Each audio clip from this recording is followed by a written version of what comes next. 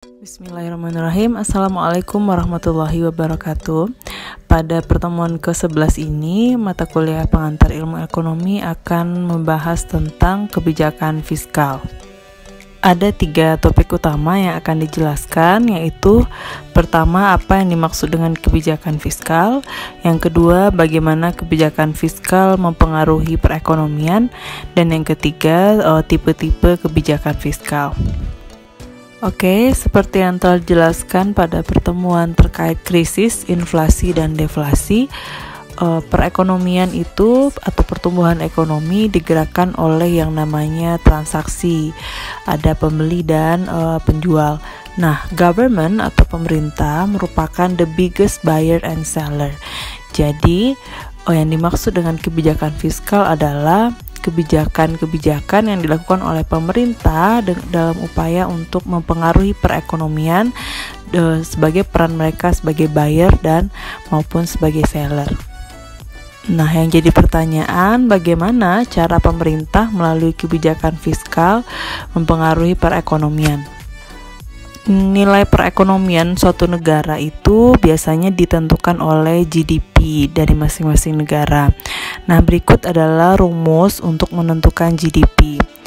Nah, GDP itu merupakan nilai dari semua barang dan jasa yang telah dihasilkan oleh perekonomian negara tersebut gitu. Nah, rumus pertama, GDP itu terdiri dari C, yaitu merupakan aggregate consumption, total konsumsi secara keseluruhan, dan kemudian ditambahkan dengan I, yaitu private investment, investasi yang dilakukan oleh pihak private, yang kemudian ditambahkan dengan G, yaitu government spending, pengeluaran yang dilakukan oleh pemerintah, dan terakhir ditambahkan dengan NX. NX ini rumusnya adalah nilai ekspor dikurang dengan nilai impor.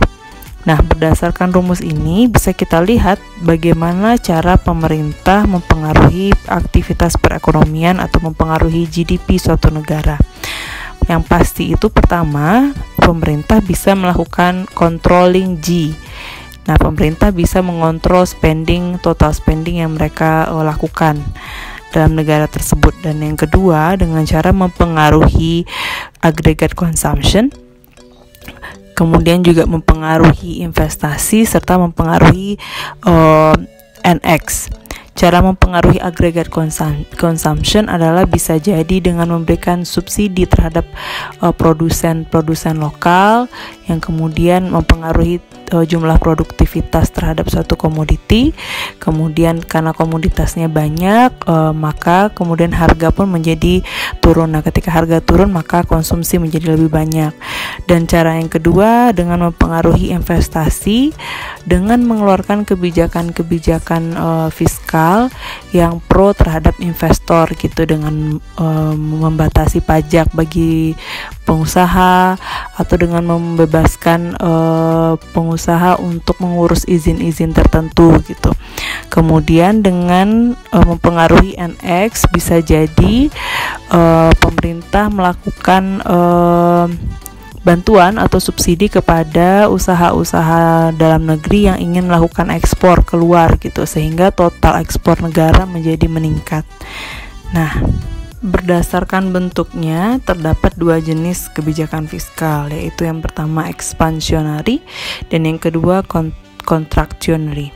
Yang expansionary itu adalah kebijakan-kebijakan fiskal yang bertujuan untuk meningkatkan demand secara langsung dengan cara meningkatkan spending pemerintah. Nah, kebalikannya, yang kontraksionari itu justru bertujuan untuk mereduce atau mengurangi demand atau permintaan dalam pasar dengan cara menurunkan spending dari government.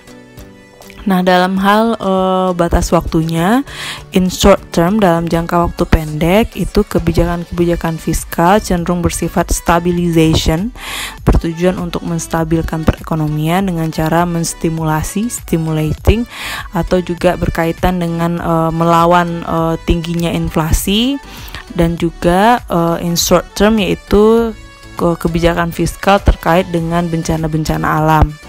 Nah, sedangkan dalam jangka panjang itu kebijakan-kebijakan fiskal tujuannya itu cenderung ke sustainable growth, jadi pertumbuhan yang berkelanjutan, seperti kayak mengurangi kemiskinan gitu, dengan cara meningkatkan supply side dengan meningkatkan infrastruktur, memberikan pelayanan kesehatan gratis, memberikan pelayanan pendidikan yang gratis. Mungkin sekedar flashback dari pertemuan tentang krisis, respon pemerintah terhadap terjadinya krisis ini juga merupakan kebijakan fiskal, yaitu dengan cara menstabilkan perekonomian.